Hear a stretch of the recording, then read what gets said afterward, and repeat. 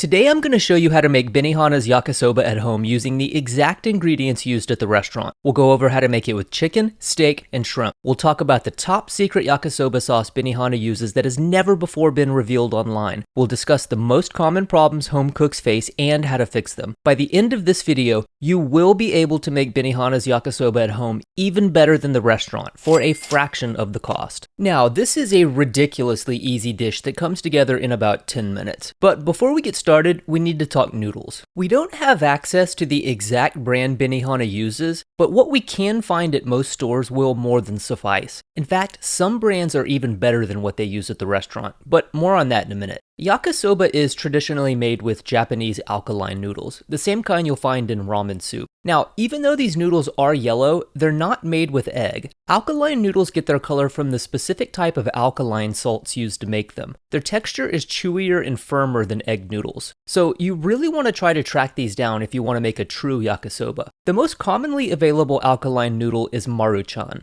the kind with the little silver flavor packets. We're going to talk about some adequate substitute noodles in a minute, but I want to show you how to properly deal with Maruchan because pretty much everyone has access to them. So the first thing you'll want to do is take the little silver flavor packets, open your trash can and throw them away because we don't need them. Secondly, the biggest mistake I see home cooks make is just tossing the noodles into the pan like this, stirring and hoping for the best. Now, even though these noodles are fully cooked, they still need to be heated and made pliable before we stir them into our yakisoba dish. The reason is because they have a tendency to break down into little pieces if you don't heat them up properly. The most common way to deal with instant yakisoba noodles is to add a bit of oil to a pan over medium heat, toss in your noodles, and cook on both sides for 20 to 30 seconds just to take the chill off. Then add about a quarter cup of water and gently stir the noodles until they loosen up like this and the water evaporates. But the much easier way is just to take the noodle packet, toss it in the microwave for about 60 to 90 seconds until the package invariably explodes and the noodles are cooked to perfection.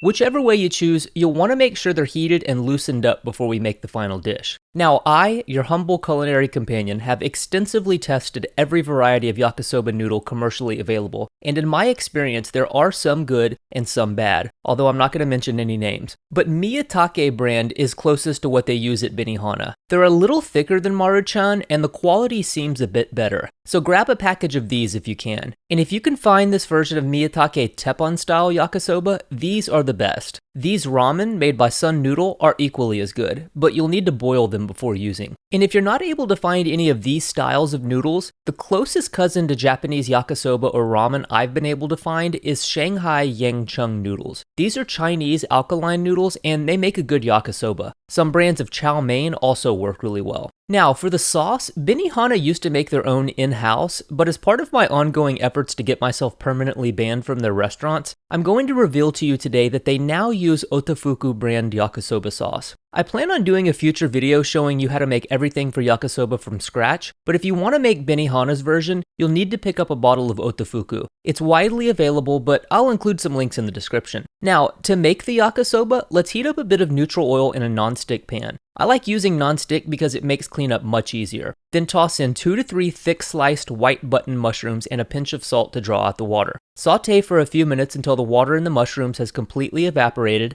and then toss in a quarter cup of medium sliced onion. Cook for about a minute until the onion has taken on a bit of color but is still crisp, and then toss in 1/2 cup of thinly sliced cabbage. Now, notice I didn't add any salt with the onion or cabbage. We want our vegetables for this dish to be crisp tender, and we don't want to draw out any additional liquid. Plus, the yakisoba sauce is quite salty, and it's just easier to adjust the seasoning at the end. After a minute or two of cooking the cabbage, let's toss in 2 scallions that have been cut into 1 to 2 inch pieces and our preheated yakisoba noodles. Then gently stir the noodles so everything is well combined. And some people like to saute their noodles for a few minutes so they get a bit of color, but once they're fully heated, toss in 1 tablespoon of hibachi garlic butter and 3 to 4 tablespoons of yakisoba sauce. And I have a full breakdown of how to make hibachi garlic butter, which I will link to at the end. Then stir everything together until it's well combined and adjust the seasoning with salt and pepper. And that's it. This is Benihana's version of yakisoba. Now, if you want to make it with chicken, steak, or shrimp, all you'll do is follow the directions on the hibachi chicken, steak, or shrimp videos, which I will also link to at the end. and add the protein of your choice at the same time you add the garlic butter and yakisoba sauce. It's legitimately as simple as that. Now, yakisoba is a dish much like fried rice in that you can use any vegetable in your fridge to fortify it. Cabbage, onion, mushroom, and scallion are the holy quaternity of Benihana's version,